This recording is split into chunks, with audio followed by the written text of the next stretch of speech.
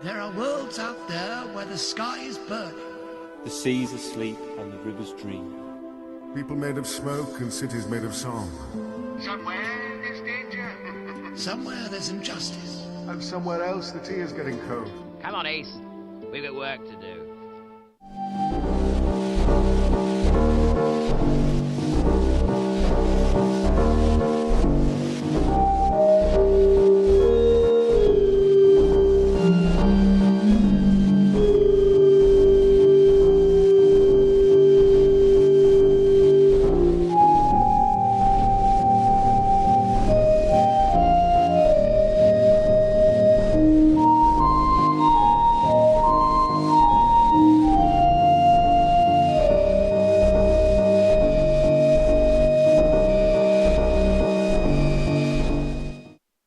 Okay. Welcome, Paravalians, Cheetah People, not you, Ran, and Trap Time Lords, to the 239th episode of an Unearthly Podcast, streaming live on the 3rd of January, Zoib, 2018, and featuring Survival, written by Rona Monroe, and starring Sylvester McCoy as the Doctor, Sophie Aldred as Dorothy Ace McShane, and Anthony Ainley as the Master, and intro... Wait, what? Lisa Bowerman isn't playing Brittany Summerfield in this story? Never mind then. I am Bill Sylvia, the Man in Black, and with me are Mad Matt Winchell. I got that reference. Randy Ronson McCulloch. Good evening, everyone. Tim the Enchanter Sheridan. Hello. And Thomas Fireheart. I'm really hoping I don't have to turn my aircon on at all because it is stiflingly hot here. Oh, you can go die. Yeah. You can go die right now when we're looking at, in Fahrenheit, we're looking at temperatures in the negatives as our high around here. Yeah, we got haven't gotten 7 that. degrees. We've had a colder couple of weeks than before, but we have not gone below 0 Fahrenheit yet. Oh, we have. We go under our 0 every night. We did have, I think it was either 1 or 0 degrees on New Year's Eve night, which is why I did not walk to the party I was invited to. It was the other one of our fellow live streamers from our Lotro stream and was with us on the, not vocally, but in chat on the Doctor Who stream. Had trouble earlier this week because she discovered how low the temperature could go before her car failed to start. Oh. Eesh. Yeah. It's pretty freaking cold out there. It's one of those things where I look at the temperature and go, I don't want to go outside. I've seen colder, but still. Meanwhile, I hear Florida got flurries. Okay. So, I mean, they'll freak out. Yeah. You get south of the Mason-Dixon line, they get even a smattering of snow, and they're like, oh my god, like it's the apocalypse. Because they're not prepared Satan's for it. ice skating today. They're not prepared for it. I mean, we know, oh yeah, winter's coming. Let's go order a frack ton of sand, a frack ton of salt. Let's make sure all the snow plows are, up and running. Make sure the guys that run the plows are all on call. We have all this preparedness that we do for snow weather. Let's make sure the people that run the plows make all the people that are shoveling out their homes get pissed off at them blowing the snow back in. Matt, we're not making this about you. That's not just me, dude. That's the Wisconsin period. But the fact is that for us, this is just winter. This is what happens. But when you get south of that Mason-Dixon line, they see snow maybe once every 5 to 10 years. They don't budget for it. They don't prepare for it. So they get freezing rain. They go, oh my God, what do we do? The rain is frozen. Unless they're from up here, none of them know how to winter drive. Vixie mentions that Californians don't even know how to drive in rain. Californians don't know how to drive. I've lived in California. I know all road signs in California are optional.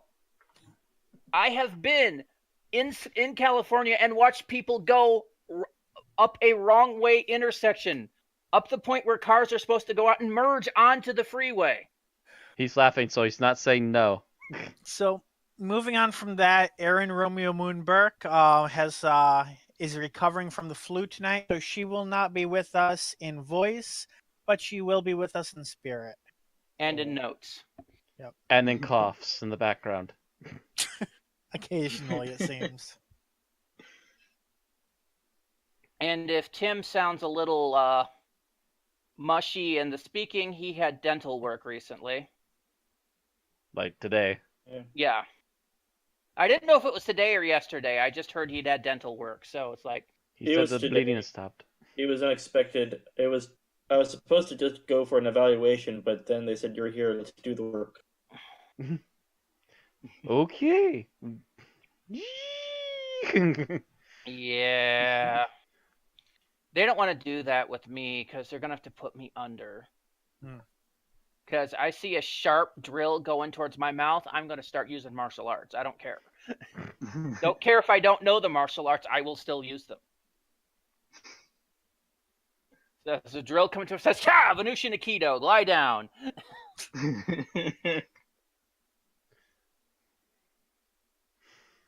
All right, so on tonight's show, we're going to do the rapid-fire edition of the news and birthdays because, of course, we got to cover everything we didn't cover before our Christmas episode and everything since then.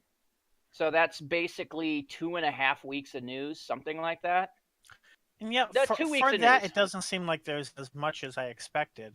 Yeah, me neither. We've come back from Christmas break before with just a freaking deluge. And it was a trickle, but still. Although it looks like we kept the birthdays down to 5. I thought there'd be. I know there are a few we didn't include. Everything that qualified went on the list. Mm-hmm. So I know the one that I talked about on Christmas that we ended up not including is not on there. Innes Lloyd. Yeah, I just decided it wasn't worth it. It was the director of 10th Planet, I think. He was the producer for the transition from first to second Doctor. I think he's the one who hired Patrick Troughton. Okay, so he's not really that big because I don't remember him much into the Patrick Troughton era. So while he was there for the transition, he wasn't there much before, and he wasn't probably there much like seasons 4 and 5 or something. Something like that, and maybe not even all of those. So he's the one who went fishing for trout. Arg. Anyway, so we have the rapid-fire version of the news. We have a bit of geek talk.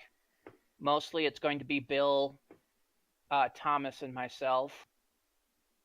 We will be talking a little more about Star Wars since both Bill and I have seen it. And then Thomas has seen something additional that I will have to catch up on at a later date. We have a little YouTube feedback from our last podcast on Christmas.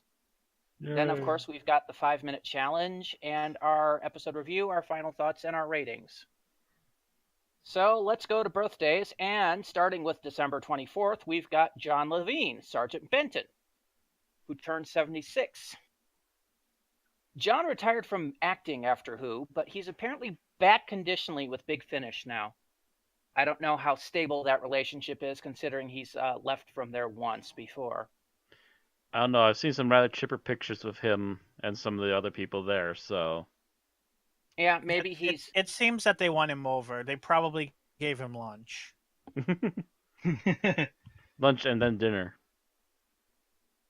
Yeah, you know... treated him to tea Finish extra. isn't legendary for their dinners. You know, that's the thing. Them actors work for them bacon sandwiches. They got to have them. All right, so we move from December 24th to Christmas, December 25th, and the birthday of Georgia Moffat, who played Jenny. She's also Peter Davidson's daughter and David Tennant's wife. I do think it is Georgia Tennant now. At least that's what I've been seeing it as a lot. Her acting name is still Georgia Moffat, as far as I'm aware. Oh, okay. So when she acts, she's credited as Moffat, but legally it's Tennant. Yes. Yeah, that would make sense. That's because it's usually a pain in the ass to change your acting name. Yeah. So last year, Georgia was in the miniseries In the Dark as, ironically, a character named Jenny. She's also doing Big Finish here and there, as well as raising her children. All right, from the 25th, we move up to the 27th, and Christopher Benjamin, who played Henry Gordon Jago, turned 83. Now he's the sole survivor of the Jago and Lightfoot team. Benjamin's future with Big Finish is uncertain. But if he's still willing, I'm pretty sure they'll find something. Oh, I'm They'll sure team they'll him up find with him Strax guest appearance or- if there's nothing else. Mm-hmm. And that moves us up to December 29th, and that's Bernard Cribbins, Wilfred Mott. And if anybody says he doesn't deserve to be on this list, they need to be beaten repeatedly. He With a turns big 89. lead pipe.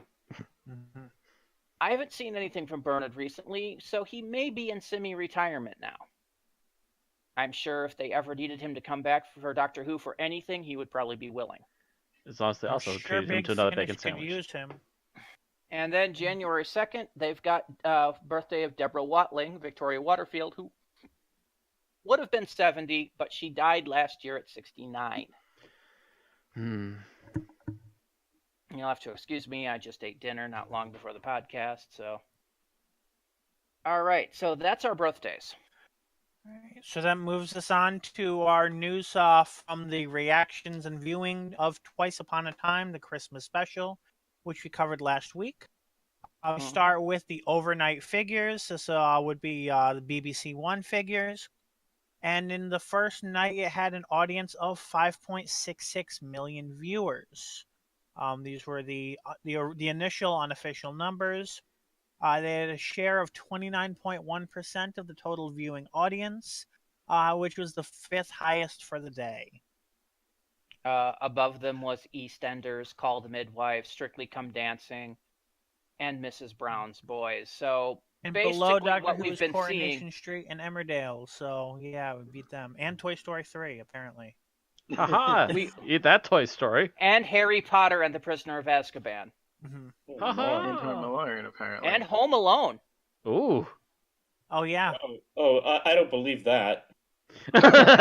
We're actually, I don't see a Christmas Story anywhere on there, so they must No, not that's have more the of an same American traditions as thing. the That's States. definitely more of an American thing. But I noticed that we beat the Great Christmas Bake Off by a great bit. And normally, which is not always a thing, yeah. The Great British Bake Off is usually right toe-to-toe with us, so that's a good news. Is and Channel way 4 down at number 19 independent, is or- Victoria. Ouch. We're sorry, Oh, Jenna. that was Jenna Coleman's Christmas special. Sorry, Jenna. Sorry. And that's the overnights. Yep. Then we move on to the official rating, which is the 7-day numbers, which gave Twice Upon a Time a rating of 7.92 million viewers. It was the highest rated episode since the 2014 Christmas special Last Christmas, which would mean that since then for Christmas we've had the Two River Song ones, right? No, there weren't Two River Song ones. No, there was River Song one and its sequel, and the superhero one. Yeah, the River Song one, and then the superhero one. And we're only actually marginally ahead of the superhero one, which had 7.83. So that's a 0.09 million difference. That does put it as significantly lower than the last two Regeneration Christmases. Oh, hell yes. I guess one of those was New Year's, but... Oh, hell yes. I mean, if you take a look at it, first of all, the one they're comparing it to, Last Christmas, which is not a Regeneration episode, but was the first of the Capaldi ones, was an 8.28. So that's a full 250,000 higher than what we got this time. The last Regeneration episode, Time of the Doctor, which was a piece of crap, if you remember us reviewing it, got an 11.14 million. That's a good, That beat out the previous two Christmases. And it's Although been beating out all the Christmases since those weren't then. exactly the best Christmas specials either. No, they weren't. But Tennant's Regeneration episode got a 12.04. So, looking at it, there has been a pretty steady decline since the Tennant era. Because you look back, you look at the early Tennant era, because, Eccleston didn't have Christmas specials. The first couple were in the 9s. And then you got to the third one, Voyage of the Damned, that got a 13.3. And then That's you the got, highest it got. Yeah, it's the highest it ever got. And then that one's the kind of next mediocre. Doctor got a 13.1. And then you got down to, sorry, I'm trying to remember these by name because they don't actually give them. End of Time, Part 2. Although I don't know if they're combining Part 1 or Part 2 in that. They say Christmas Day, so I'm thinking it's only Part 1. So yeah, that's going to be End of Time Part 1, yeah. And that's 12.04. The next Christmas was slightly higher with 12.11, and that was Matt Smith's first one, A Christmas Carol. And it's been steadily declining from there with a slight bump on Regeneration. And since it looks like we did not use a separate article for this, I'll mention the Audience Appreciation Index as well. Oh, I forgot to add that. That was my bad. I mean, it's included in this chart, so I figured it was intentional. But this year it had an 81, which is actually lower than any of the Christmas specials since 2005, and lower than the average. There were several 82s, like the last 3 years were 82. Yeah, and if you remember 81. us talking about the Audience Appreciation Index, Doctor Who regularly shoots between 82 and 84. That seems to be where it's been lying, at least for the Moffat era, which is as long as we've been doing this. The Christmas specials, I mean, I'm not sitting here doing the math at the moment, but it looks to be more in the 84 to 85 average range. Well, if you look at the earlier episodes. But I mean, the last 3 years with 82 might have skewed that down, so it might have dropped down to 84. Because if you look at it, the first couple were in 84, and then you got 85, 86, 87. So, yes, End of Time. Not End of Time. Yes, End of Time. Got an 87, and so did... Is that the Snowmen? That's the Snowmen, yeah. Not sure why. Yeah, I'm not sure either, because the CGI on that one was rather bad. I'm guessing it was Genical, like the Clara version, whatever version of Clara it was in that episode. People were interested in the Clara thing. That's probably why it got a good AI, but that fell on its face pretty hard afterwards. There were a couple of good scenes in the Snowmen. The bit where he's escorting Jenna up into the TARDIS, the one that they threw on the internet like right away, was a good episode. The first shot we saw of the new TARDIS exterior was breathtaking. It would have been even better if we actually had gotten a Victorian companion, though, and not just a tease for one. Yeah, it would have been. It would have been kind of cool. It would have been a throwback to the olden days. Would have been a throwback to Victoria and Jago and Lightfoot and, all of that. But no. Wah, wah, wah. All right, so that's it for those ratings. Yeah. Which moves us to the land down under. The Australian overnight ratings were 378,000 viewers in the 5 major capital cities. It was the highest rated drama of the day and the 19th highest rated program of the day overall. Behind the Ashes and Big Bash Cricket, the Sydney to Hobart Yacht Race, news and current and various news and current affairs program, taking up 14 of the top 20 programs. As usual with these ratings do not include regional or time-shifted viewers. God, that's weird. One thing I don't go anywhere near on Christmas, it's the news. Bunch of boring people. Well, no. But how will you know if... this was Boxing Day, so... Oh, that's true. That's it was the day after that. Yeah, we do get a healthy dose of reality the day How will after. you know if 2 megalomaniacs are comparing button sizes? Honestly, if they end the world war on Christmas Day, I'd rather die in ignorance. True. I'd rather be unwrapping my presents in a huge flash outside, and that's it. Go outside. Oh, is it snowing? No, it's just ash. Oh, okay. Well, it looks like snow. Vixie shouts out to real. That's the thing. Christmas Day is kind of a semi-magical day. You don't want to be bogged down with what he said, she said in the news. Pain in the ass. Anyway, we have enough news to go through ourselves. Yes. All right. Speaking of the news, we have the press reaction is our final piece of on this story. Let's see. So the Guardian liked the jokes about the First Doctor's old-fashioned attitude, and the Second World War comment. The Mirror found it to be an emotional roller coaster, and the minutes whiz by so fast, too fast. The Telegraph. So they didn't find it confusing as usual. Yeah, they did not. You're right. The Telegraph found it too heavy on dialogue and light on action. The narrative got mired in its own mythology and was too busy making references to construct a coherent adventure.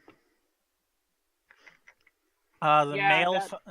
They're right. There wasn't even a villain in it. That's what it was kind of making it a weird episode. Yeah, well, that was my issue, is that there was no climax. Yeah. So I kind of agree with them, though I don't think I came out as harsh against it. The Mail found the episode wretchedly dull, probably for the same reason as the Telegraph, the lack of action and such.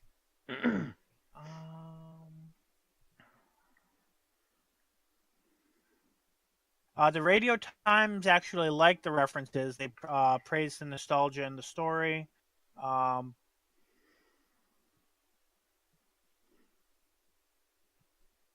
They mentioned that the recast. Okay, they did not like the recast versions of Ben and Polly, but were happy that they were so brief. And they liked that scene where Hartnell turns into Bradley. Yeah, they'd been pimping that for a while. Right. Yeah, it was like one of the first trailers, I think. Trying to see if anyone said anything particularly different. Den of Geek really liked Mark Gaddis's work as the captain.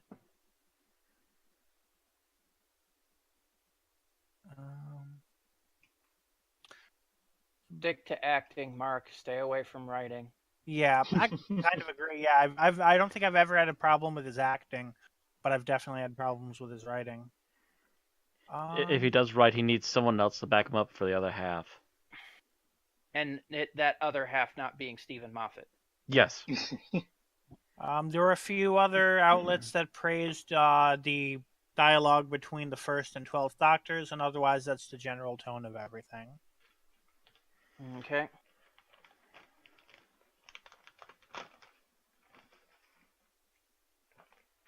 Okie doke. All right. And all the way down to Big Finish. Yeah, I know. I'm sitting here. It's like anything. Nope. Yeah, it's right down to Big Finish. So Big Finish is in the middle of their 12 days of Big Finish myths, only some of which have to do with Doctor Who. Day number 3 did, as they announced the Return to the Web Planet, which is a 5th Doctor adventure with Sarah Sutton, it looks like. Mm-hmm. Yep. Classic. Actually, they're listing this one under their Classic Doctor's Brand New Adventures line rather than the main range, which is what I originally thought it was. It's an ancient name from the dark time. It's been hundreds of years and several regenerations since the Doctor visited the insect world of Vortis. Much has changed during his absence, but not necessarily for the better. This now green and pleasant land isn't the paradise it first appears. Something malevolent is living in the desolation, and the Doctor and Nyssa must solve the mystery before the City of Light is overrun. Hopefully... Oh, I see. It's intended as a subscriber bonus. Okay. Oh, I'm sorry. I didn't mean to cut you off. And, yep, it is available to download at £2.99. You can head to bigfinish.com/offers/VBigFinishMiss17 and enter the code PLUMPudding to access this special offer to get it. And that's the first of the Big Finish specials. The second one, I believe it was the second one, if not, we'll be bouncing back and forth, is the 5 Days of Big Finish Miss number 5, Landbound, which is a short trip in the Pertwee era by Selim Ulug. And he was the captain of a ship once. Since being stripped of his authority, he is lost, landbound. Then he meets a kindred spirit, a man that has also lost something. In a small seaside town, both Ronald Henderson and the Doctor want to move forward, but one of them must first come to terms with his past. And this is a free. This was this year's winner of the Paul Sprague's Memorial okay, contest, this is that one. Yeah, free. you can download it for free from their website.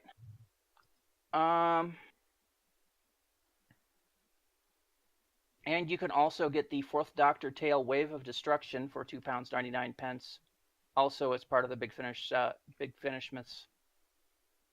All right, moving on. Now we go on to their special deals, and this is number 7, and this is the DW Companion Chronicles Series 1. Basically, it's a compilation of the first 4 Companion Chronicles, which was Lalla Ward, Wendy Padbury, Maureen O'Brien, and Carolyn John. They're downloadable for $2.99 each, so this is a specialty sale.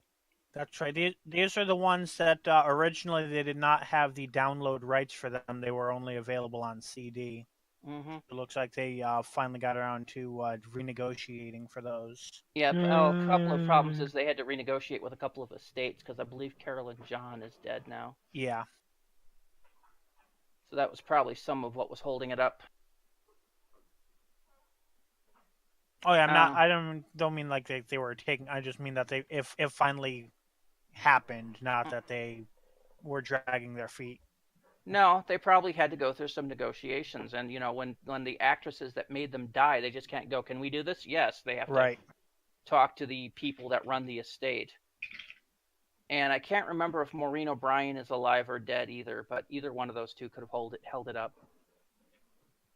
Anyway, that is available now. It's $2.99 each. It's the same code, Plum Pudding. You put it into their Xmas deal, and you can order those on the cheap. Also on the cheap is Bernie Summerfield, set 1. This is number 10, and it's also in celebration of 20 years of Bernie Summerfield. This is the original first set for Bernie Summerfield is now available for download. I am not going to read the descriptions as this is actually old information. Mm-hmm. And it's all on Spotify too, I believe. It is? Or at least the majority of that set is. Like there may be one. I know I've noticed some of the box sets, there's one missing from Spotify or whatever, but I know at least that box is on Spotify. Anyway, it mentions it's on sale. It doesn't say for how much. But again, it's that same location, same code, Plum Pudding, all capital letters. And you can go get some Big Finish goodness. All right, so that's it for Big Finish news. All right, so in our next bit of news here, we have the BBC has released a time-lapse video of the 12th Doctor's TARDIS set being dismantled. So you can see that the set is kind of I don't even know how you describe, but it's available. Where is this? On YouTube, and you can see that they are officially taking apart the 12th Doctor set, which means it will not be available for use. And of course, they'll be needing to construct the new set for the 13th Doctor. So this probably means we're going to be something very similar to the 11th Hour, where we see him step out of the TARDIS and we don't see the TARDIS again until the new one came around. This is probably going to be a very similar thing where the next time... Well, she's already been tossed out of it, so... Yeah.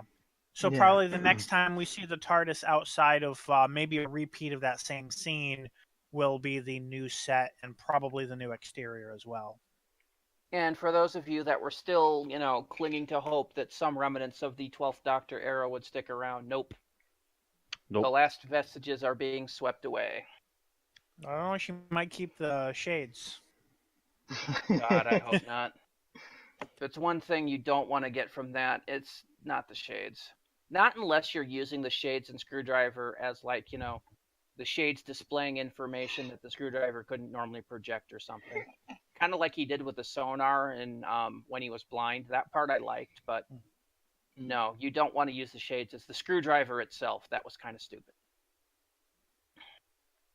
But yeah, this is kind of a finality to it. God, I'm going to miss that set. All right, so that's it for our main news. We are now going to the rumor mill, because there had been a rumor or something floating around Twitter showing a new Doctor Who logo in the last week. And nope, that was a complete and total fake. Funny story on my side, by the time I saw this rumor, it was already a joke, as in somebody had photoshopped it to replace all of the text with pictures of Colin Baker. I guess because of the idea that this logo looks kind of 80s, so someone took that to an extreme. It looks actually like the 70s logo a little bit. Yeah, I could see that. Because it looks kind of indicative of the middle Pertwee era logo, the one that they use on classic DVD covers to this day. Right. Just a slightly different font, but the same essential style, which, to be honest, I like. I actually would not mind this logo, but nope, it's fake. Now, if this was Stephen Moffat, and this was getting positive feedback, they would have this guy on the phone, and he would be designing a slightly modified version of the logo. Yeah, like the 12th Doctor opening credits. Mm-hmm. But this is Chibnall, and Chibnall seems to be insistent on doing everything his way. So whether or not his way is the right way, we'll find out in the next season. I should have photoshopped a Doctor Who logo that looked like the Broadchurch logo and be like, this is the new logo. People would believe it, considering how many Broadchurch people he's stealing. Or at least importing, we should say, from ITV or wherever the heck they were working on. All right. That moves us on to the next bit, right? Mm-hmm. All right, so we've gotten a comment on our last episode from YouTube. So I'll read off what YouTube user Duke Grit, who has commented in the past as well, had to say about Twice Upon a Time. They say, I would have loved Bradley to say to Capaldi, are you the dandy or the clown? I would hope that the first Doctor can tell the difference between Pertwee, Troughton, and Capaldi, but you never know. Especially since he seemed to have forgotten the two of them by this, because he remarked on Capaldi's age. Time differential should have shorted it out. He wouldn't remember. Duke Grid also said, for a while there, I thought we might see the Doctor see himself regenerate. Jodie falling out of the TARDIS was too reminiscent of Matt Smith falling in the 11th hour, which was something we commented we too. said something to that effect. Yeah, it was basically Moffat wanted to leave it exactly as it started or something like that. I did wonder myself at some point, at least in the lead up to it, when we were wondering what was going to happen, if the Doctor was going to sit there and watch himself, one version of him regenerate or not, but that they separated before that happened. It would have been very odd to have the first Doctor watch 12 regenerate into Jodie Whittaker, and just the amount of thought process going through that's true. That would have been very interesting. But that's it for the YouTube comments. Yep. And we have no review of Shame. We do have some geek talk, however. There have been a few of us that have gone out to the movies in the last few weeks. Yep. Bill wanted to talk about his on the 25th, and I put my foot down and said no. He was not very happy about that, but here he is. He wants to talk about his viewing of Star Wars The Last Jedi, and we will still be keeping it spoiler-free. Mm-hmm. Because I'm pretty sure Matt would kill us. Yeah, pretty much. On my end, I was very apprehensive going in because I had seen a lot of negative feedback from friends of mine. I will say I was pleasantly surprised. I won't say that it was perfect. There's definitely some issues, but I wouldn't say they're bigger than the issues in past movies. So I don't think. I mean, I consider myself as holding it to the same standards as the others in saying that. Like, I don't think it's, as some would say, that the writing is necessarily worse than the past movies. In general, I liked the movie. There were definitely some weird things. I had talking with some friends. I had put together a list of 5 good things, 5 bad things, and 6 ugly. I'd love to talk to you after the podcast. Okay. But in general, I don't know, somewhere between 3.5 and 4 out of 5 probably. I didn't really quantify it at the time, but something in that neighborhood at least. Okay. So my thoughts on it, I was actually going to post these, but I was way too tired when I got home, and I never bothered to go back to Facebook and put them up. I thought I could see why some people would be unhappy with this movie, because in some ways it takes some of the basic Star Wars tropes that we have learned over the years, and it either inverts them, deconstructs them, or lampshades them.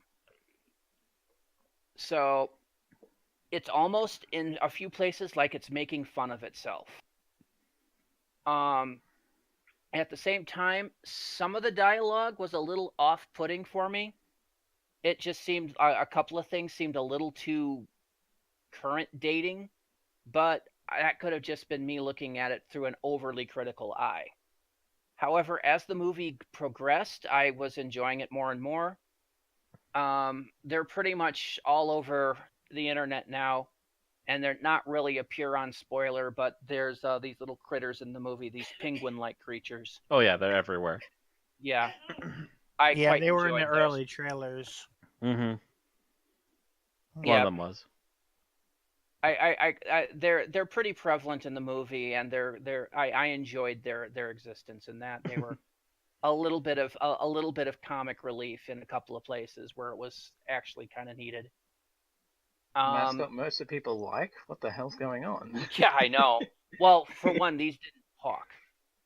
And yeah, they don't talk, so they're not going to be as annoying as a certain comic relief. They don't talk. They don't talk, and they don't make language noises that we can't understand, like the Ewoks. Oh, so you're saying as compared to Yub Nub? They don't do Yub Nub. They don't talk in any form of broken English like Jar Jar. They're just there. Their entire purpose is to add comedy or cuteness to a scene. And I'm actually surprised. They're kind of like the squirrel from they're kind of like the squirrel from the Ice Age movies in that way. I'm a little surprised there's not more hate for them, because they're everything that the Ewoks were accused of being. Vixie in the chat, Yub Nub, happy frog dance. But no, I didn't mind them that much. And the big thing that people were bitching about, which is a huge spoiler, so I can't be any more specific, I didn't mind. Oh, the one that anonymous people on Twitter and stuff. We can say that it has to do with the way that Mark Hamill, that Luke Skywalker was written, but I can't give any more details than that. But I've heard some spoiler-free details on that. Yeah. I don't agree with it. I liked what they did with it. It made sense to me. So if you didn't like it, I'm sorry, I'm not with you on that. All in all, I liked the movie. I didn't outright love it, but I wouldn't mind seeing it again. Mm-hmm. Same. Which makes it a full mark above The Force Awakens for me. Because any place we thought this was going to be derivative, they then proceeded to turn it on its head. So yes, there were scenes where you're like, oh God, they're doing this. And that's like, nope, different outcome.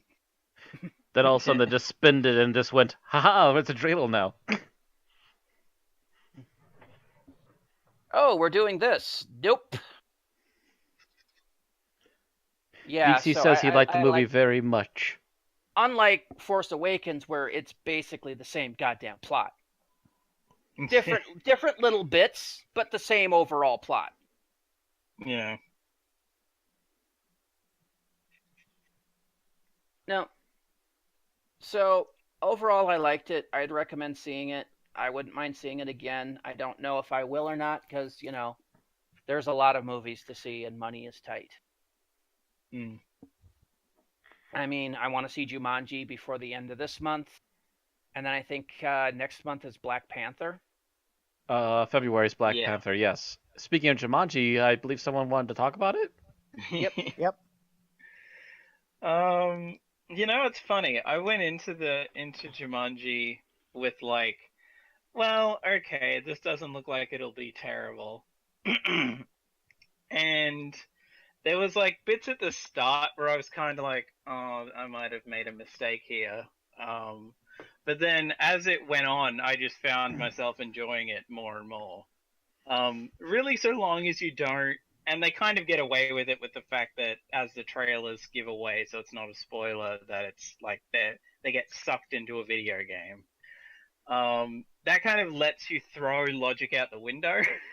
So anything you would normally probably question a bit is like, Video game physics.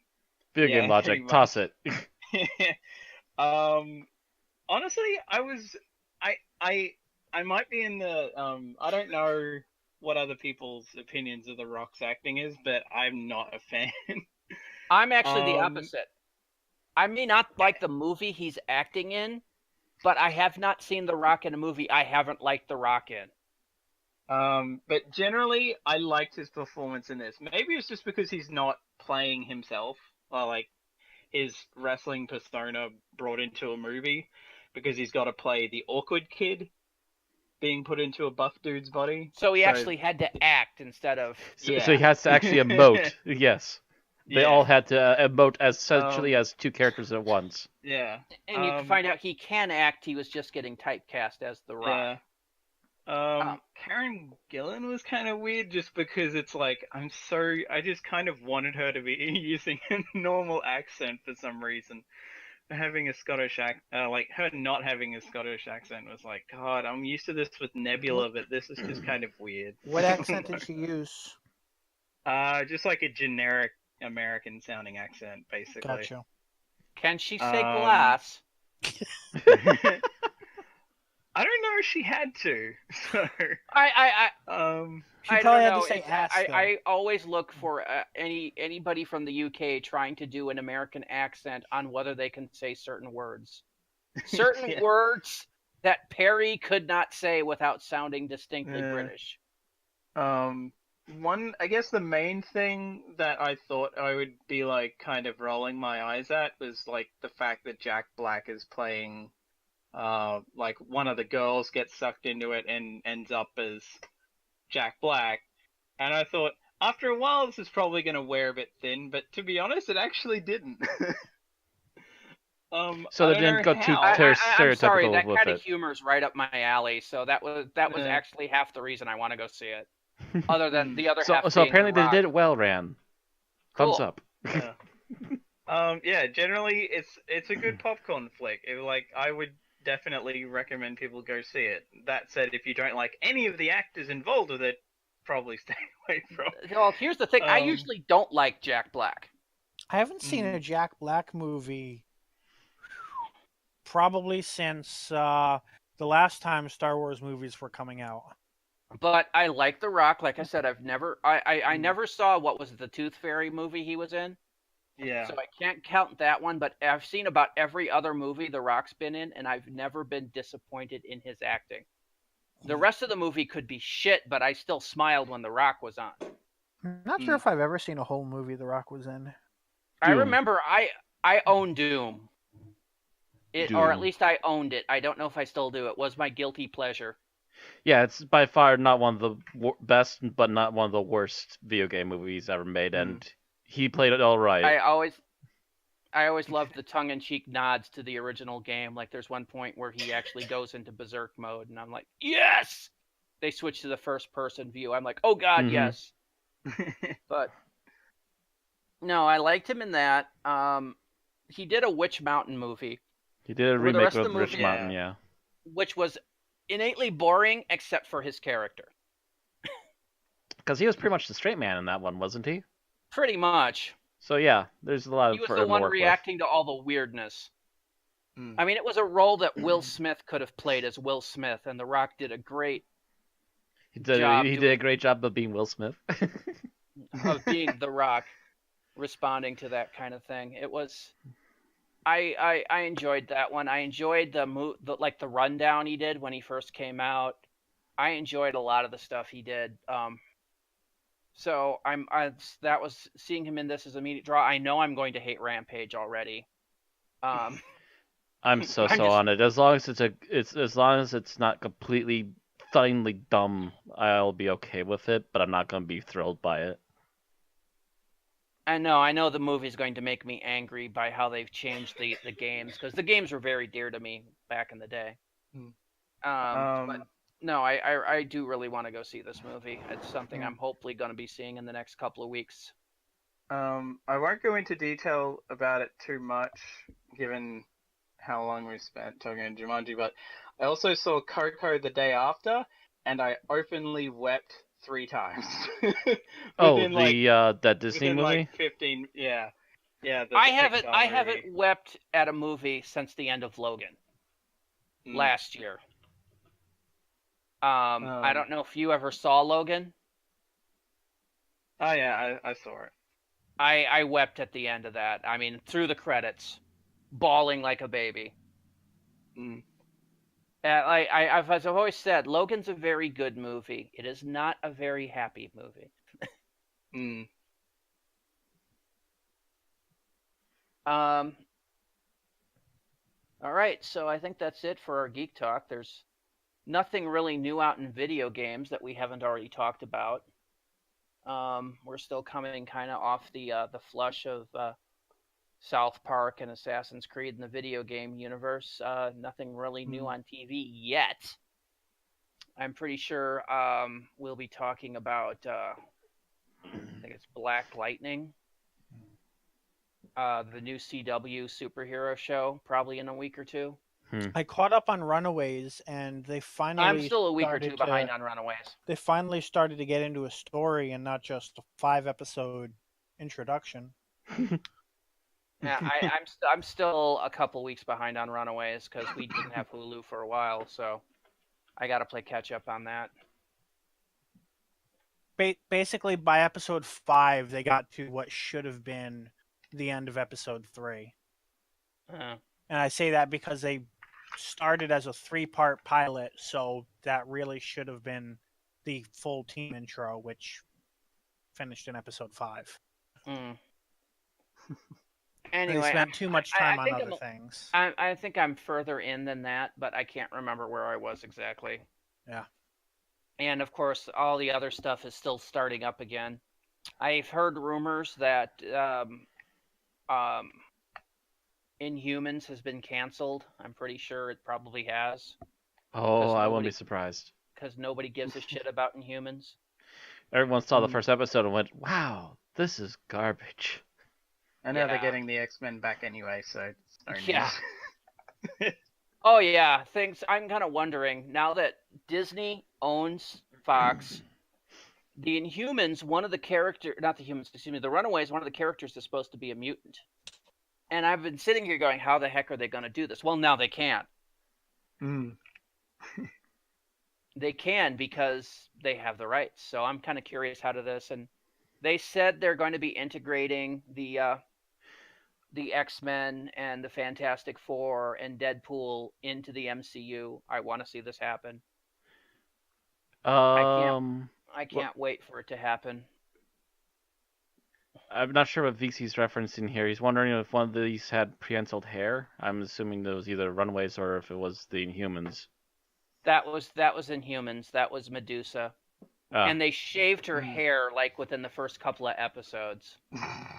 So it's like, great. Yeah. So you're just trying to save money on that special effect. Yeah. So, yeah, that show is dead. It's dead to me anyway. So moving on, I think that's really it. There's no rant today. I've been too busy dealing with other stuff. VC comments, that was so bad. So apparently he must have seen a little bit of Inhumans. Mm-hmm. And it regrets it. And I think we're getting Agents of S.H.I.E.L.D. Starting up here. I think it's already in its first couple episodes. I haven't seen it yet, but I'll take a look at that and give my opinion on it later, because I'm nothing if not an opinionated ass. Okay, so 5-minute challenge. 15 minutes before he turned it off, he said. Anyways, yes, stopwatch. Stopwatch is ready. I'll do it this week because I actually wrote something out. Okay, awesome. Alrighty. Ready whenever you are. Yep. Alright, 3, 2, 1, go. Okay, the Doctor and Ace arrive in Perivale to find a bunch of kids, including some of Ace's friends, have been disappearing mysteriously. This turns out to be the work of a race of cheetah people who snatch away Ace, who is followed by the Doctor shortly after. The sergeant who is trying to catch the Doctor ends up going to the alien world with him, and the two are almost immediately surrounded by cheetah people, who turn out to be controlled by the Master. The two manage to get away and bump into Ace and company, but are quickly found again by the cheetah people, and then quickly separated again. The Master explains that the longer you're on the planet, you become more like the cheetah people, eventually turning into one. Ace seemingly befriends one of the cheetah people named Kara, while her friend Midge kills one of them, later being used by the Master to leave the planet and back to Earth as he's starting to become one of them. Ace runs off with Kara and almost gives into the cheetah influence before the Doctor manages to pull her out of it as the Master gains control over Midge. Given Ace is starting to turn, she's able to use their power to teleport them all back to Perivale. Doctor and Ace go looking for Midge and the Master, only to find they've killed the Sergeant in the youth center. Finding them both again, with the gang of teens they now brainwashed, the Doctor and Midge play chicken with motorbikes, and they collide, with the motorbikes exploding, throwing the Doctor for a loop and ultimately resulting in Midge's death. The gang of teens try to attack Ace, only for Kara to show up and help her, only to be killed by the Master. The Master tries to break into the Doctor's TARDIS, but when the Doctor shows up, he pulls them both back into the cheetah planet for a final confrontation. The Doctor fights back, at first only to refuse to fight, refusing to turn. Somehow through that, he ends up escaping back to Perivale, and then reunites with Ace, and the two leave off to go have more adventures, which will be audio only because the show is done. You did it in 2 minutes, 1 second. That's easily the quickest one I've ever done. All right. Well, this one's only like 3 episodes. This is technically, this is technically a 3-episoder. It's barely the length of a short movie at most. If you cut out the credits and the repeat scenes, it's an hour. Yeah. Something close to that. Yeah. Yeah, it's 25 minutes times 3. I know because I budget Classic Who all the time back when I was head of viewing. So the first 2 minutes are credits and the repeat, and the last 2 minutes are credits. It's about an hour 15 with credits and the opening repeat.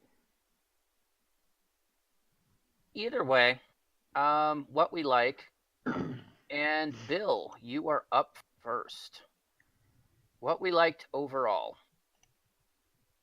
Let's see what I liked overall. And I was keeping an eye out for things like that while watching, but I kept noticing things that annoyed me more than I noticed things that I liked. Yes, but we start with the good. Right. I know, but I was kind of saying that to stall while I came up with something. So I'm stalling you further. Come on.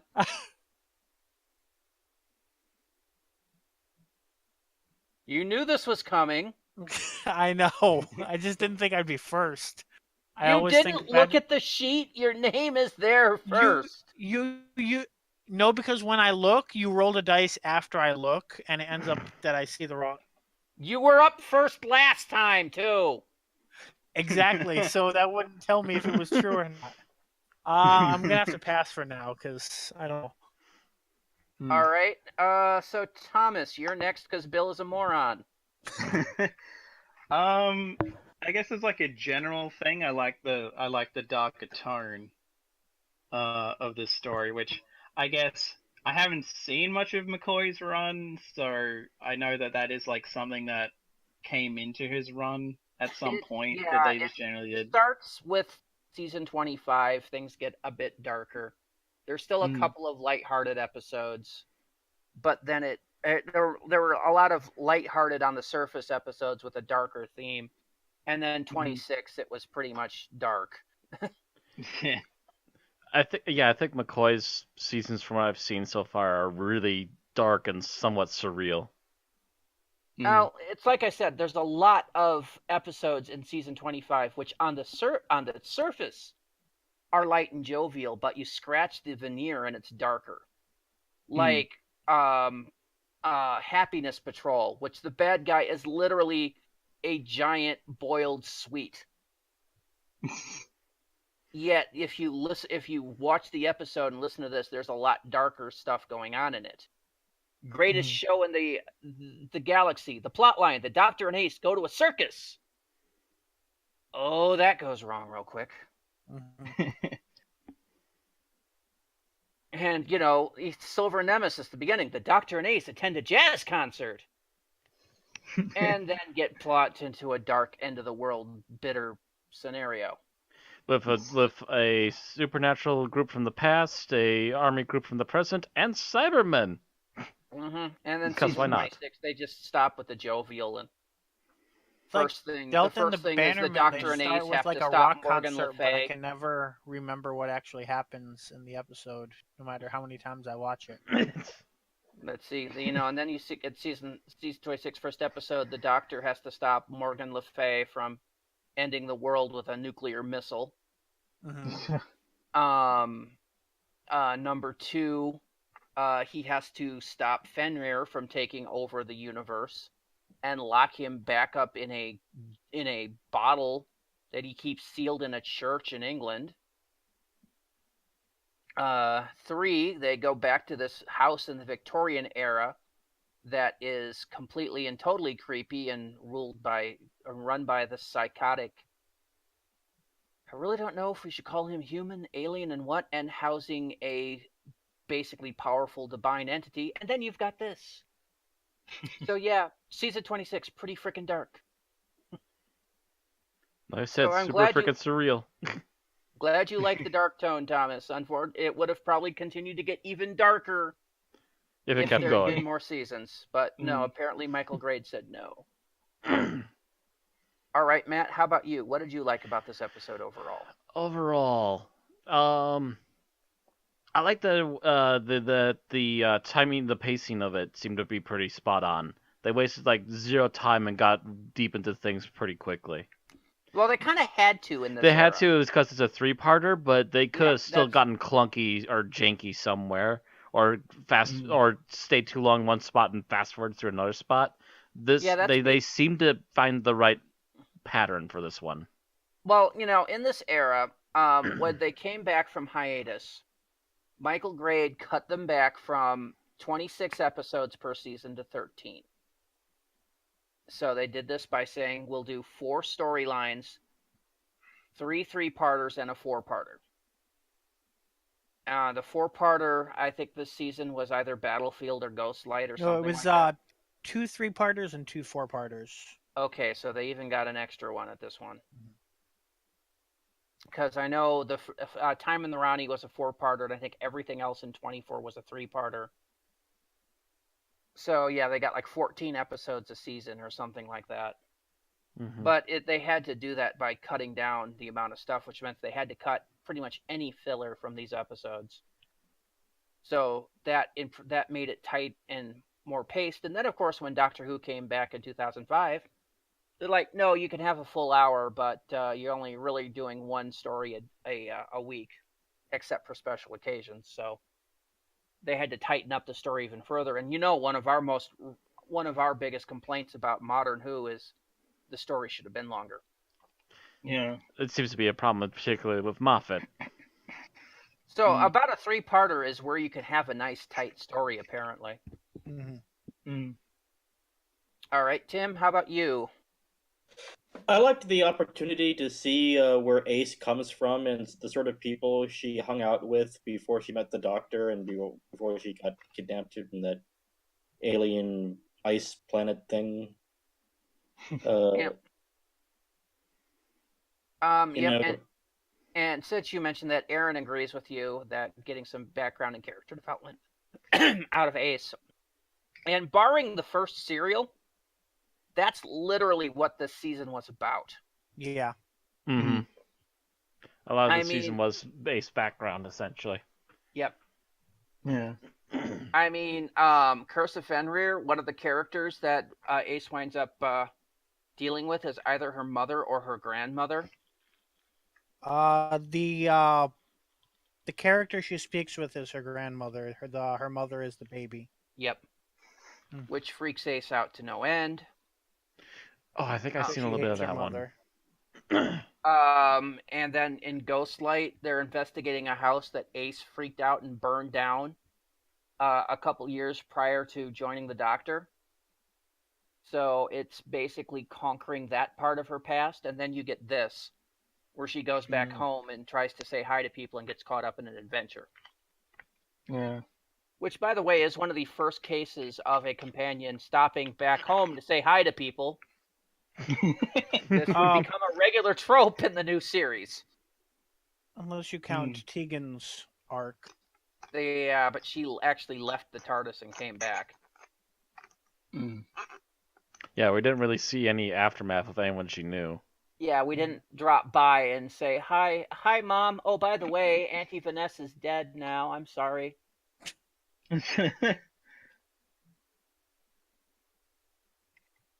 All right, so since basically Tim and Aaron's were the same one, oh God, so what did I like? Did you come up with anything, Bill? No, I did not. Wow. I think I know who our negative Nancy is going to be this episode.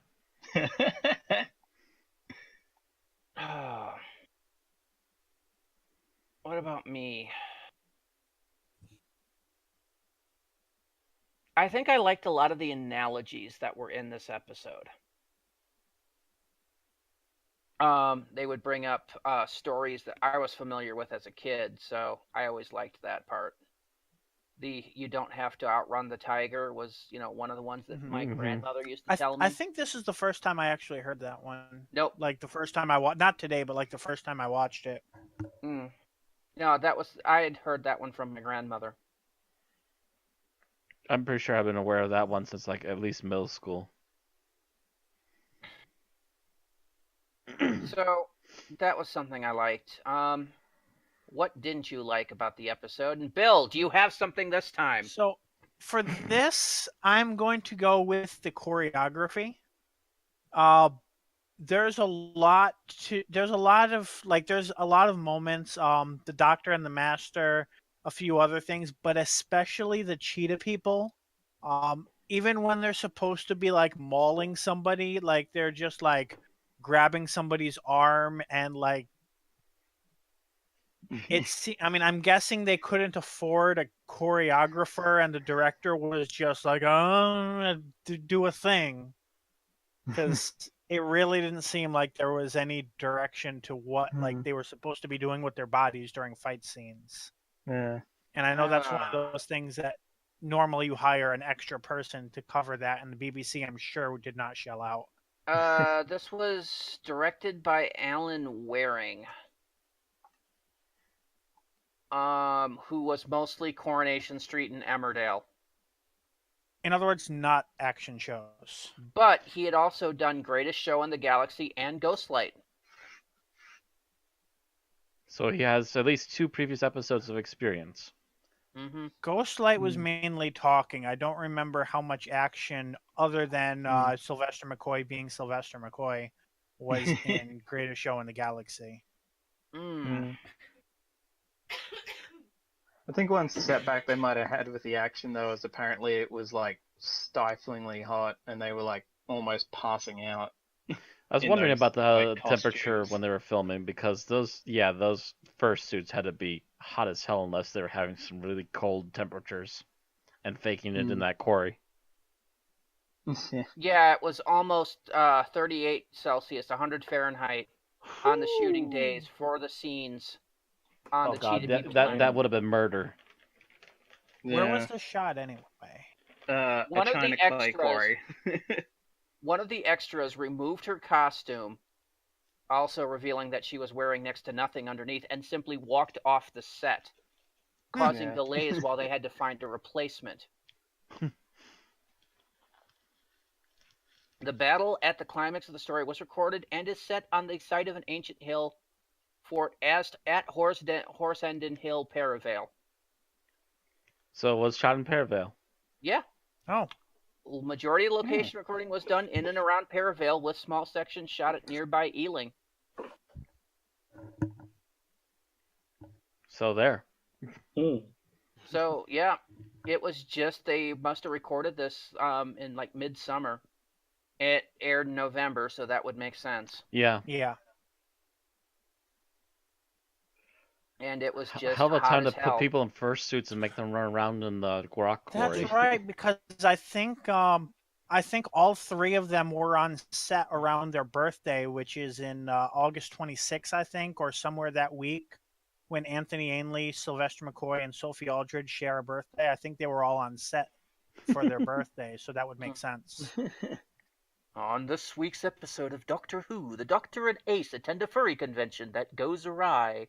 Yes, that's kind of what it feels like. We brought in furries to celebrate the Master's birthday, but everything went sideways. He seemed to like one of them an awful lot in that one scene.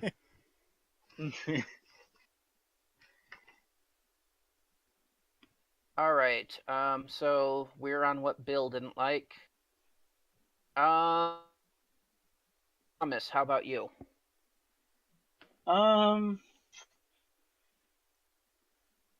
The only thing I can sort of think of, and this is only kind of nitpicky I think, is that I kind of wish we'd actually gotten to know Midge a bit better, like the one that ends up being like goes completely feral and gets controlled by the Master. Oh yeah, it would have been more effective, yeah. Yeah, if we'd actually got to like know him properly, because he has like bugger all actual dialogue. That's what that fourth part would be about. Yeah, it's like we didn't have time because, again, it needed another part. Mm-hmm. Yeah. And who wants to slow down what's already going on just so we can have dialogue? This guy's just gonna die anyways. Get on with it. All right, Matt, how about you? Thing I didn't like.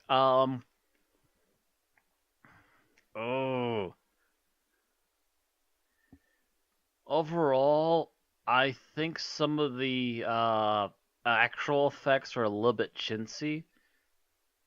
They tinted the sky. They tinted, which was like, why bother?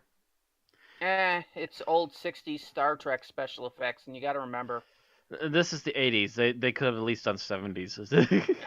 I think 60s Star Trek had more of a budget than 80s Who anyway. Yeah. But also this is when they came back with a budget of a half a shoestring.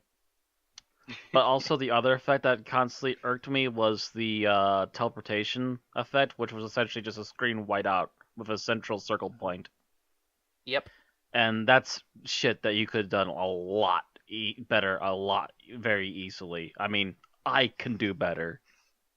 Matt, you can do better in 2018 with digital computers and software.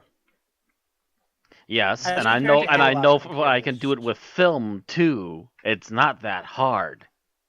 Okay. It's an easy effect that even Doctor Who could do with no budget. Yeah, the BBC has... well, mind you, Blake 7 had a better teleport effect back in the, freaking... Dude, we've had a history of better teleport effects in this show. They could have done better. Period. Yeah, but again, they had a very, very, very low budget. So we should probably since Erin's was the same thing, we might as well mention that at the same time, even though it's not yet her turn. She mentioned that the special effects are stretched as thin as they can get here. The sound, green screen, and costuming are all obviously done on a very restricted budget. And she wonders if they lost veteran special effects artists that would have known how to work around those restrictions. I didn't notice many green. Actually, no, I take that back. I was going to say I didn't notice any green screens, but now that I think of it, yeah, there was a couple bits with the Master where he was green screened. Yeah, and those were pathetic. There were some really ugly scenes with the Master. I don't think they lost veteran SFX artists. I think they couldn't afford them. They either couldn't afford them, or the budget they had was well below the means of the people that they had. Right. Mm-hmm. Because this was done on no money. They spent most of the money on the last couple of serials. Yeah. And most of their money was spent. I mean, they couldn't even afford to replace the TARDIS set at this point in the show. I am wondering if when they filmed this episode, if they knew that it was going to be the... Actually, no, I don't think they knew. They didn't know it was going to be the last permanently. They knew it was the last for this season, and they were hoping to get another season yet. But they also knew that there was pressure from higher up to get rid of Doctor Who, too. Actually, they sort of knew, and that's why the ending speech by McCoy is in there. Really? Because I had heard that the ending speech was entirely a coincidence, that it was never intended to close out Doctor Who. No, it kind of was. It was written with it in mind that they might come back. Actually, when they filmed the episode, they didn't know, but they knew before it went to broadcast. Yeah, so after productions were done, they suddenly were made aware that this is the end of it. Yeah. The day it's after, a dubbed over thing. The day after episode 1 was recorded, they brought Sylvester McCoy back in to do that monologue at the end. So that originally wasn't in the show, but John. But that little monologue just probably gave it away to him that, oh God, you're ending this, aren't you? No, the monologue, like I said, they recorded that monologue knowing that they were ending it. Yeah. Okay. It's like John Nathan's like, okay, Sylvester, I've got heard from up above that they're not going to renew us. So I'd like you to do a little closing dialogue for the fans. So that's where at least give the show some kind of send off. Mm-hmm. And they actually wound up recording that on the 23rd of November, 1989. On the show's 26th anniversary. Ooh. How about you just twist the dagger in the heart?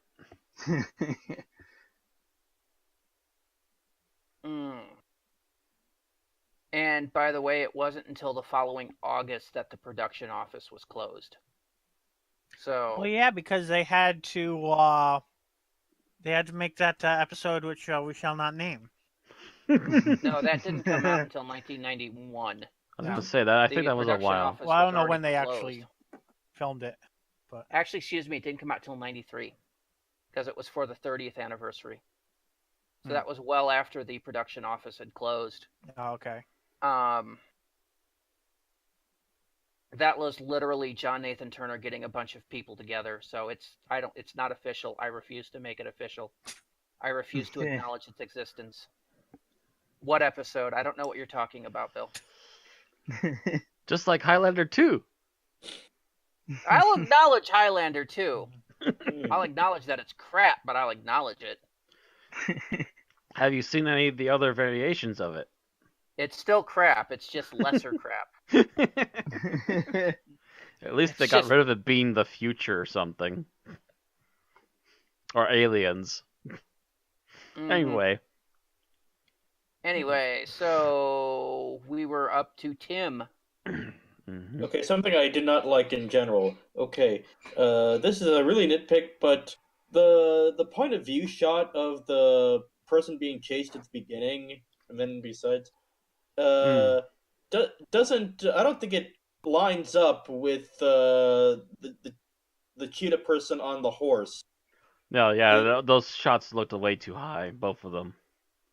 Yeah, like I was expecting like a bird or a bat or a bug or something like. I was expecting a giant cheetah person. Oh come on! Have you never seen how high a cat will climb before jumping down? I'm sure that's all it was. I'm pretty sure there was no trees.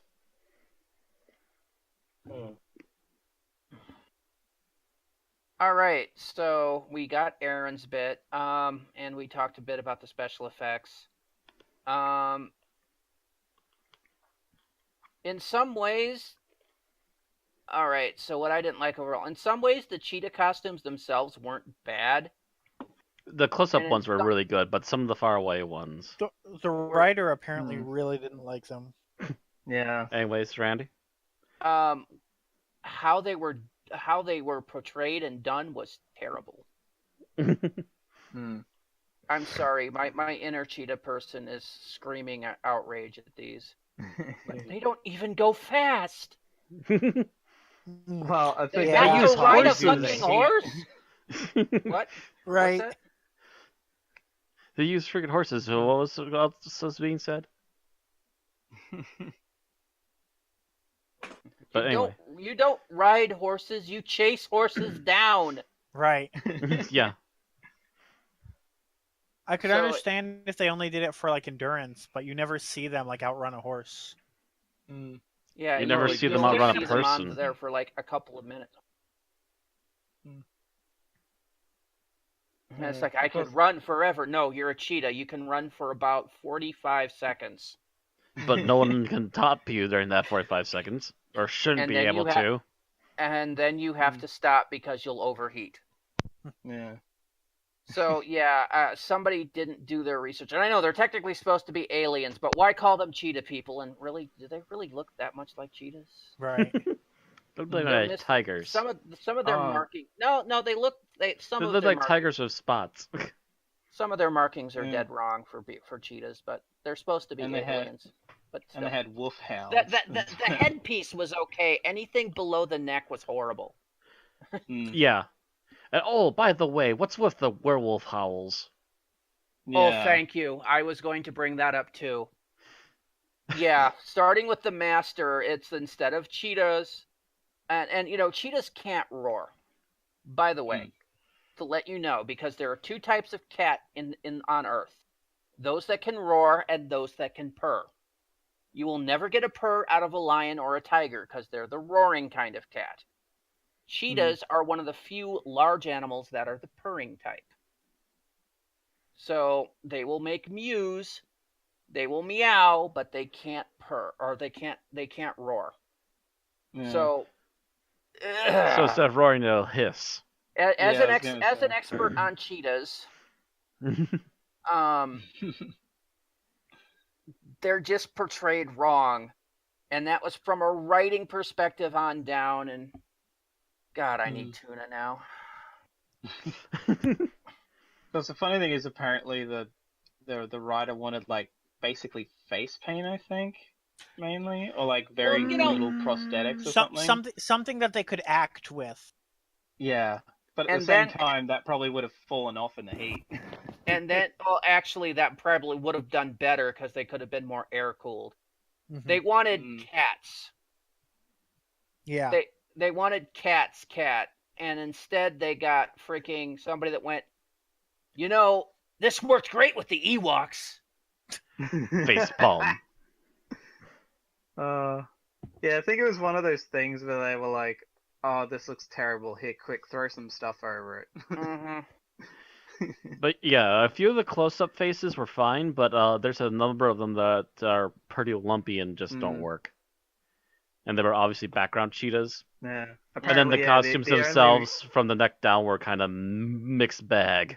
Yeah, the legs were okay. I'm looking at the one that's they showed a 50th anniversary event. The legs looked kind of okay, but you look at what's on the chest and the arms, and no.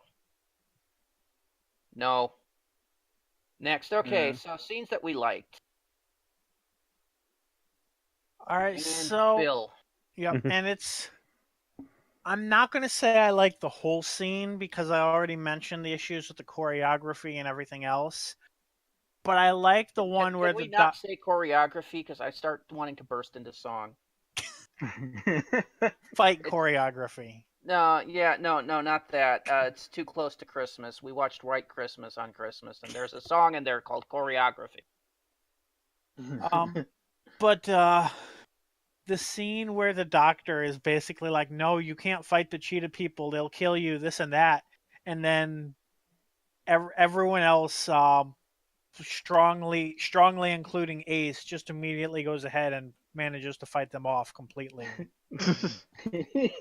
And I don't know if the doctor knew about the whole like blow up the planet thing at that time, but he definitely hadn't revealed it, so I still count this as. Well, they were actually trying to get to a point where it was less likely to blow up. Yeah, but I don't think like they hadn't said anything by that point, so I don't know if he knew it. No, he mentioned it to the rest of them that they were going to a safer spot where it was less likely to be destroyed because he knew the plant was falling apart. Oh no, but I mean about the whole like them fighting causes. The fighting causes it. No, I don't think they knew that yet at the time. No, yeah. Which I still don't understand. The master explained that later. Mm-hmm. Actually, they explained that later, but yeah.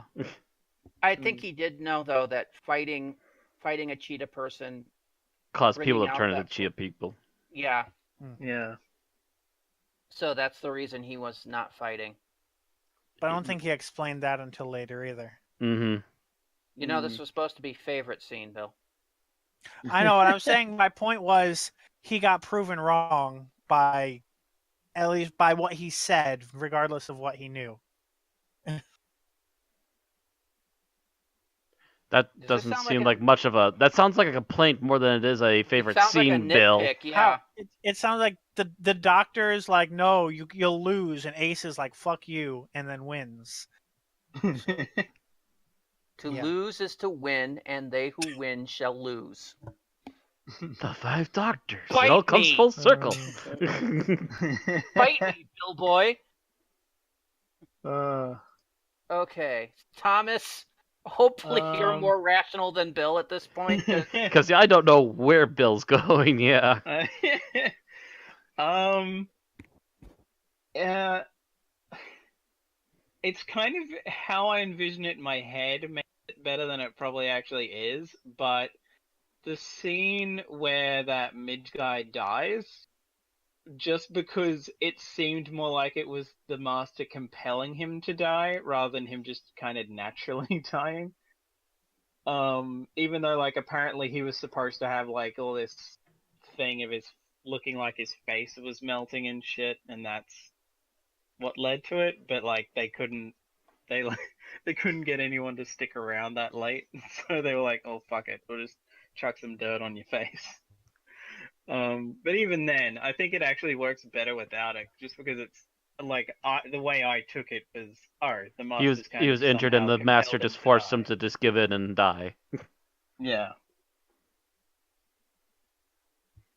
All right. So you felt the master was being especially badass. Yep, Matt. Favorite scene. There's actually a couple of them. I'm trying to think which one I want to go with. I will go with. You know what? I'm gonna go with Ace trying to actually do something while even on her own while waiting for the doctor to show up. She at least tries to like convince her friends to start trying to different traps and other ideas to try and catch cheetah people. Try to figure out what's going on her own. They don't necessarily work out in her favor, but at least she's actually trying to do something. Instead of just sitting around idly going, well, wait until the doctor. You know, like most companions? Like a lot of companions had been doing up until this point, yes. I was going to say, given the Ace's character, it would have actually been weirder if she had just been sitting around. Mm-hmm. Right. Mm-hmm. I mean, this is especially in an instance like this, and decided to go Dalek hunting with a baseball bat. Yeah, right. And especially in an instance like this, it's very much Ace. I'm bored. Let's do something instead of being dumb and weak. Let's actually go out there and let's go be proactive until the doctor shows up, and then we can tell him what we found out. How many companions have actually done that? Gone off on their own to hunt Daleks? Hunt Daleks? Not many. Ace did it. Most companions are like, I'm not going anywhere near the Daleks. They're fucking scary. Ace did it. I'm not sure if you count Rusty, but Rusty started doing that. I'm not sure if you count Rusty, but Rusty started doing that. Ace did it. I'm not sure if you count Rusty, but Rusty started doing that. Ace did it. I'm not sure if you count Rusty, but Rusty started doing that. Ace did. I'm not sure if you count Rusty, but Rusty started doing that. I don't count Rusty. He was never a companion. Actively went out and started fighting with Daleks. Not started really. hunting them.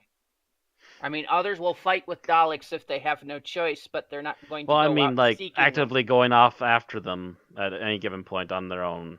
Yeah, it's only Ace. Ace is the only much. character in Doctor Who history, only companion in Doctor Who history with enough balls to go actively hunting the terror of the universe. Small human female approaching. Who you calling small?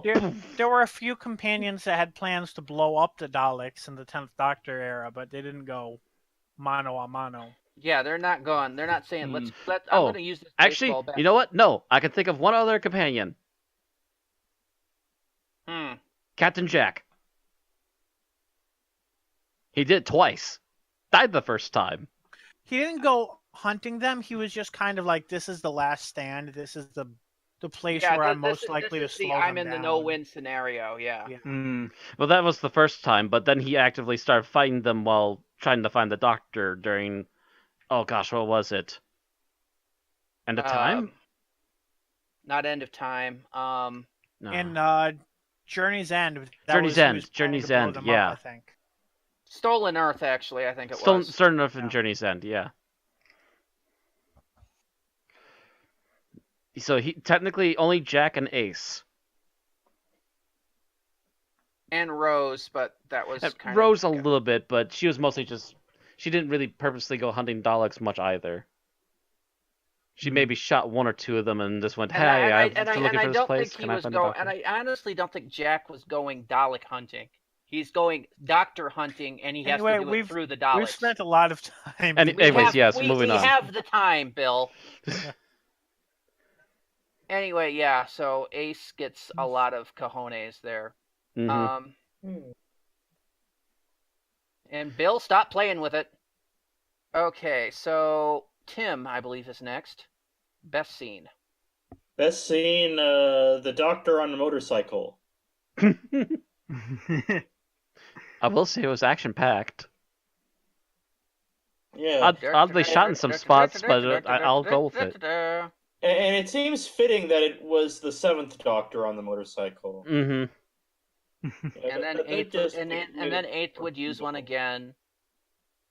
I think 9th stayed away from motorcycles, but 10th brought them back, and 11th brought them to 0G mode. Did we ever see 12 on a motorcycle? He accidentally invented the quadricycle. 12 on a motorcycle? No, but he rode a tank. Yes, he did ride a tank. Makes me wonder what 13 will ride. Whatever she wants. A Segway. Oh, God, I hope not. Besides, 10 already rode a Segway. Yep. Actually, did 11 ride a Segway, too? I don't know, but 10 did it in Runaway Bride. A big wheel. I think 11 did in Bells of St. John, didn't he? Not that I recall. Because I think it was Clara's, but anyway. What are the name of those things that the Banana Splits rode around in? Those like dune buggy, like 6 wheels. ATVs, I think. Oh, yeah. An ATV is what you want to see the 13th Doctor in? Yeah. Those can be a pain in the butt to maneuver. Ask the guys from the Grand Tour. Whoops, excuse me, different show now. Mm-hmm. But back in their Top Gear days, they did go tooling around on ATVs once, and I think wrecked them like 3-4 times. Wouldn't be surprised. So yeah, those things can be a pain in the butt to control. All right, so that's Tim's favorite scene. And nobody said it. Nobody said it. We let you have it. I realized that a little while ago that I forgot to say it. All right. Well, first of all, Aaron's favorite moment is Ace's sister transforming back into a human, or actually, excuse me. We should say that. Would you clarify? Sister, we should mean Kara. Kara. Not really her sister, but her pack sister. Mm-hmm. Yeah. The cheetah that was starting to change Bowerman. Ace. Yep, transforming back into a human. For a while there, she thought it was a trick or a lie just to get her under the master's control, but no, it was just her dying.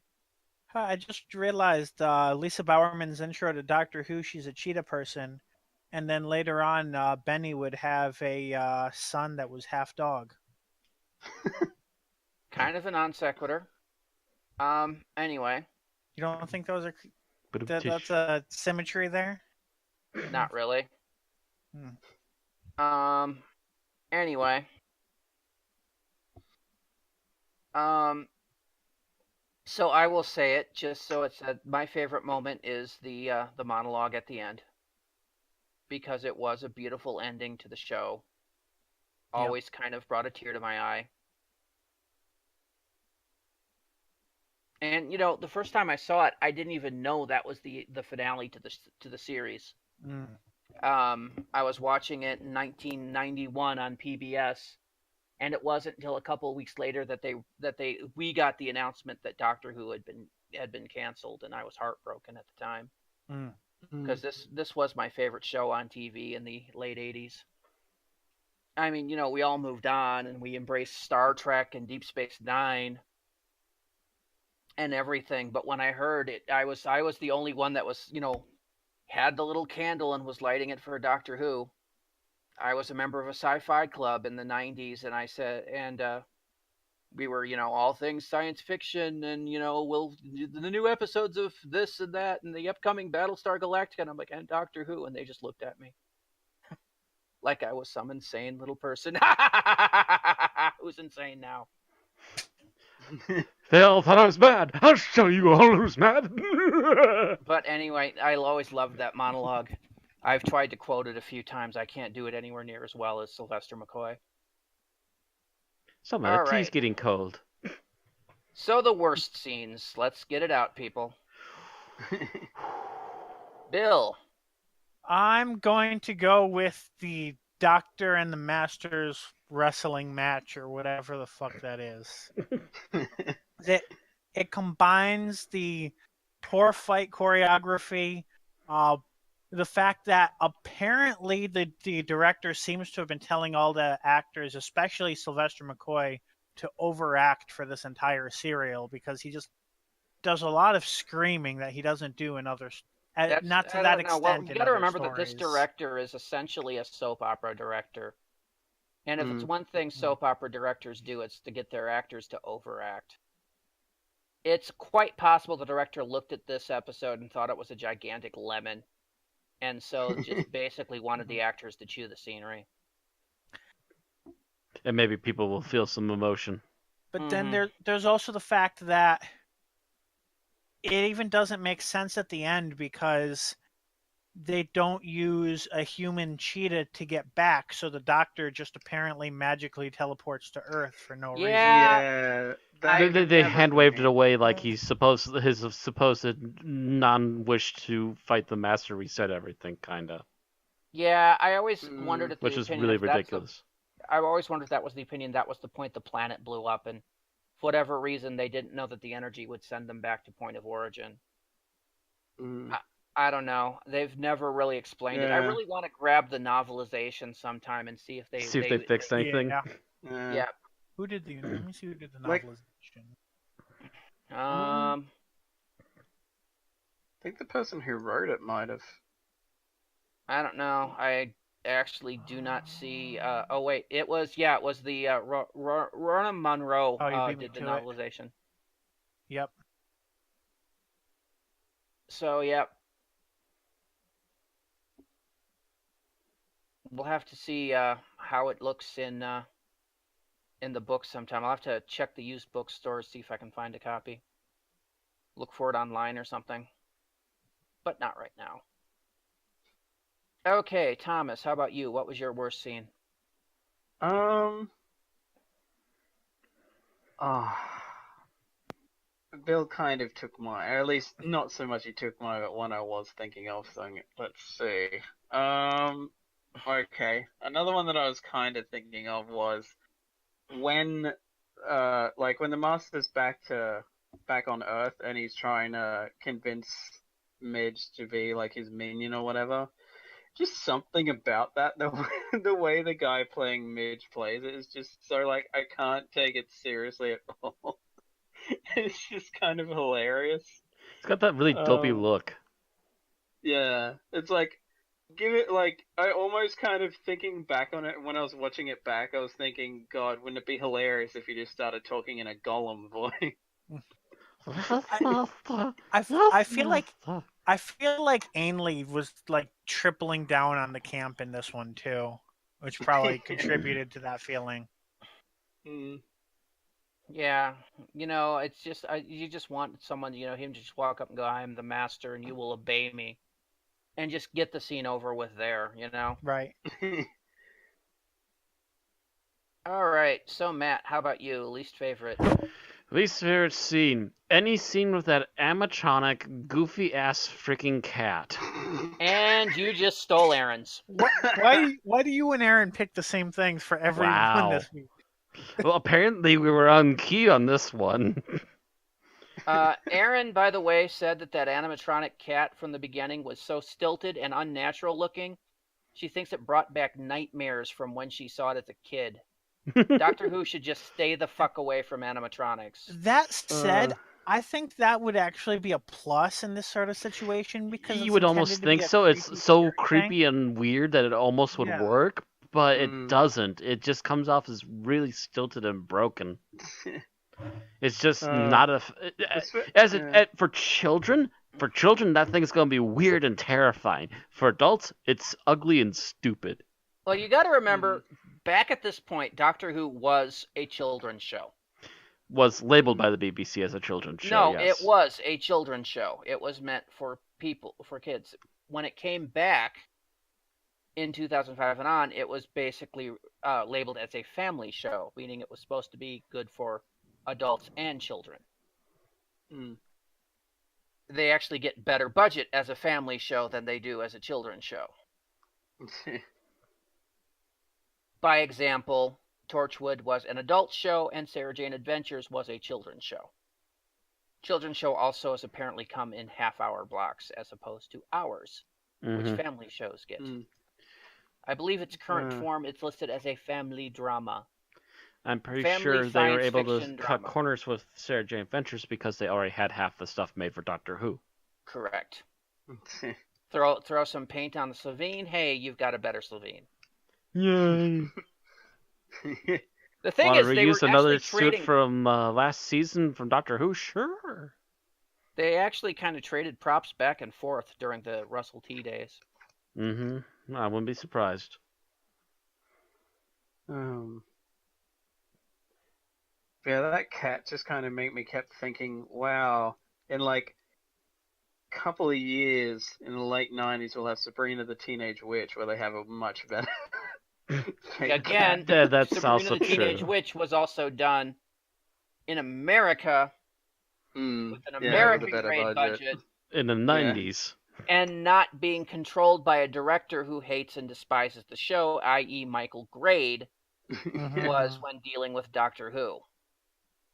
Remember, he was the guy that brought it back and was the guy that canned it. So... And, much to the actual hatred of pretty much all the Doctor Who fans at the time. In fact, actually, can I find a picture of that animatronic cat while I'm thinking of it? Because that's something that's just so ugly and stupid it needs to be seen to be believed. It's in the screenshot, the image, oh, that's right, the image that Bill made. Right there. Yes. That thing in the middle right above the word survival. Yes. I'm surprised Bill, featured it so heavily.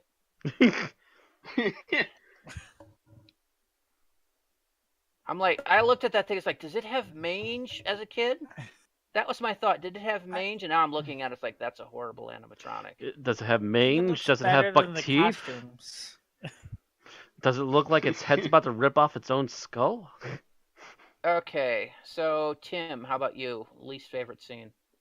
Least favorite scene is when the Doctor, unwittingly or not, steals cat food from the local store. I love that scene. The British economy. Yeah. This is the reason for Brexit, people. Steals it from the store. It's like, I'm forgetting something. The economy collapsed because of that, and one thing led to another.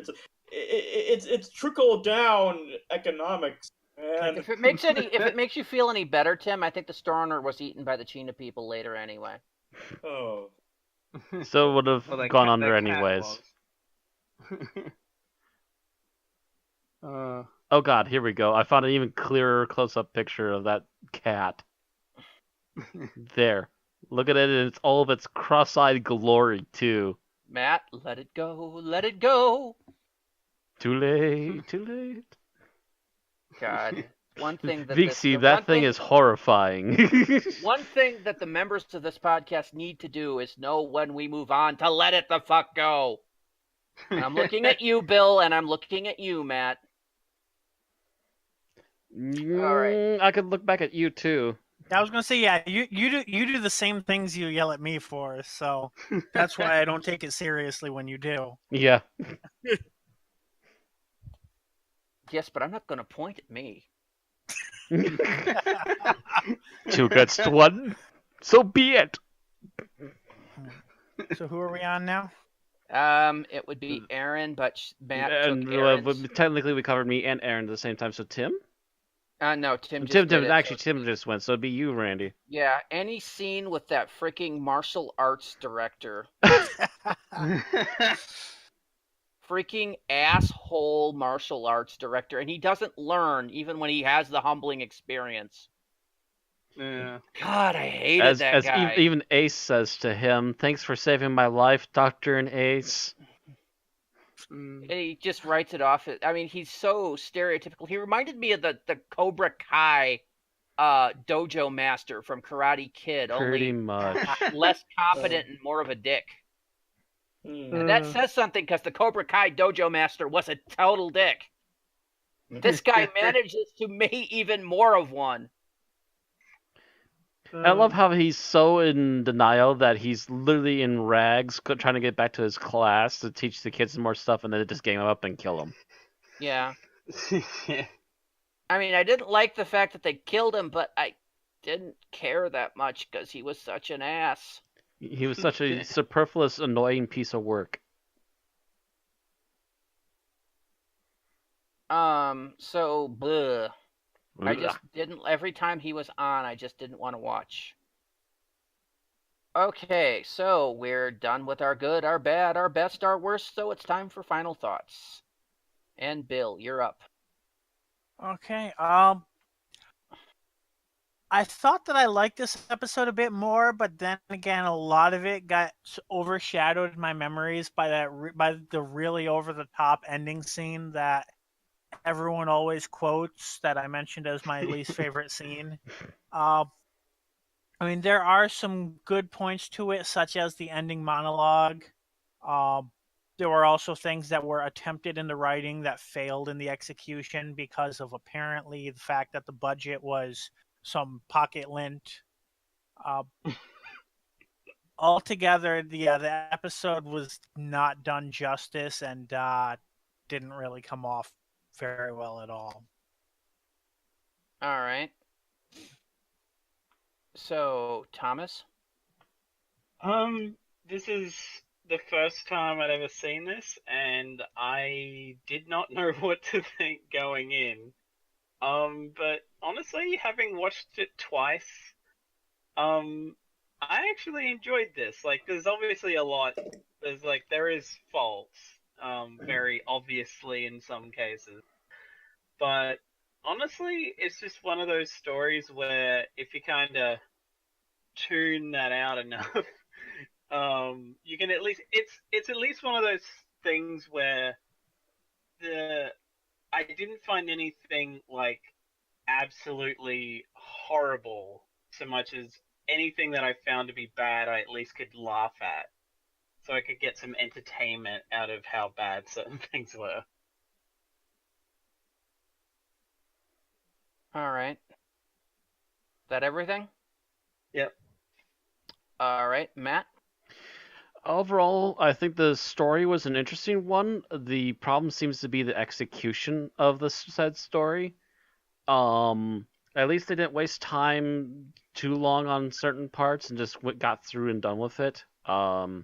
The acting from at least the group acting from our mains, Sylvester McCoy, and I can't think of her name, played Ace.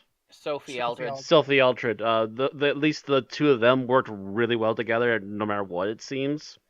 So I'm happy they still were extremely effective. Yeah, they were a very good duo. I think both on and off screen. Mm-hmm. Yeah. Apparently they're still friends. So yeah. The Master is over the top as one expects the Master to be. I wish we had maybe just a smidgen more time with the kids, but not too much. Otherwise, things would drag down. Getting to know Ace's friends a little bit. And there were some characters that were just pointless that could have been easily written out, but otherwise, I don't think it's horrific. It's more of a mixed bag. All right, Tim? I thought this was a pretty good episode. I was a bit surprised that it was only 3 episodes long, but now that I heard the explanation, yeah, that makes sense. Mm-hmm. Of like the budget. Blame Michael Grade. Yeah. I thought I liked the idea of Ace tapping into some new cosmic primal force power, and it made me wish the series had gone on and it had explored this more. But what can you do? As a series ending, I thought it was handled very well. For like it just added a little like the final scene with the Doctor's monologue was actually one of the better times that a series ended suddenly, and they had to like sort of like make it seem like this could be the end, but also like ambiguous. Mm-hmm. You know, but how the adventure will continue somewhere, some way. So Dr. Sam Beckett never returned home. Yeah. Yeah, like I didn't like that. Yeah, that was a makeshift ending. Anyway. Yeah, but overall, I thought this was a pretty okay episode. All right. And Aaron didn't give us final thoughts, so I will go on to myself. I will admit this episode does have a little bit of a special place in my heart, due to it being the last episode of Doctor Who I saw before the long drought. And I hadn't watched it in a long time, and looking back on it, yeah, there are some things in here that are just don't work right because of the production budget and the time crunch for making an episode in these days. But still, the writing wasn't bad. It was at least more idealistic, a little different than what we normally had. I think the writer could have learned a little more of her material before writing it. But that might just be the cat talking. I think the director needed to know a little bit more about his genre before trying to direct it. I mean, he had done well before in Doctor Who, but this was more of a action-y, special effect-y bit than he was used to, and I think he failed at that level. But I really had no problem with the acting. Yes, it was hammy and cheesy, but, you know, this is the camp era of Doctor Who, so I can deal with that. All in all, I don't hate it. Not as good as I remember, but I think it's at least decent. All right, so ratings. And I think I'm going to say a 2.5. Figures. Phil gives it a 2.5. And Thomas, you're next.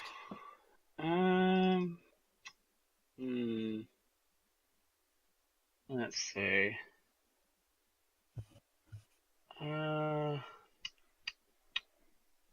I'll give this a 3.5. 3.5 from Thomas. Matt, you're next. Oh, I don't want to say it's mediocre. I think it's slightly better, but I don't think it's good. So yeah, I have to agree with the 3.5. 3.5 from Matt. Tim. I will stay the course and say this is 3.5. 3.5 from Tim. Aaron is not as fond of it as you guys, and I believe went with Bill's rating and gave it a 2.5. Oof.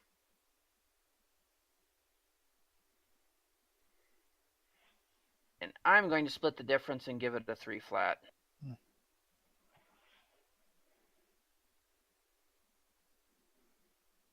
So all in all, that comes out to an average of 3.08 for survival, or 3.1, which in our ranking system will put it at... I wish they'd quit moving the sort range on me. Sometimes it's halfway down the frickin' form, and other times it's... Oh, there it is. Yeah, got it. And survival goes at 184 of 230. Definitely in the bottom, but not in bottom the absolute half, but not basement. Not completely basement. It is, as a 3.1, on par with Earthshock, Cold War, Rings of Cotton, The Coach with the Dragon Tattoo, Asylum of the Daleks, The Mysterious Planet, Planet of Fire, and The Sea Devils. It is better than The Wheel in Space, The End of Time, The Beast Below, Deep Breath, The Ultimate Foe, Dinosaurs on a Spaceship, and Revelation of the Daleks, and it is not as good as The Daleks Master Plan, The Mahogany Murders, Time Lash E, Pandorica Opens, Big Bang, Robot, and Arc of Infinity. You could have said this time, Tim. It's not quite Time Lash. So, there we go. The panel has spoken. 184 of 230. That's all we have to say about survival. All right, so don't forget to subscribe to us on twitch.tv/Unearthly Podcast and an Unearthly Podcast on YouTube. You can also follow us for news and updates at facebook.com/Unearthly Podcast and twitter.com/Unearthly Pod. And if you want to support us, you can head on over to patreon.com/Unearthly Podcast. All right, so with the classic series of Doctor Who done, we move onward to the TV movie. Oh, wait. We did that. Didn't like it. Right. Mediocre.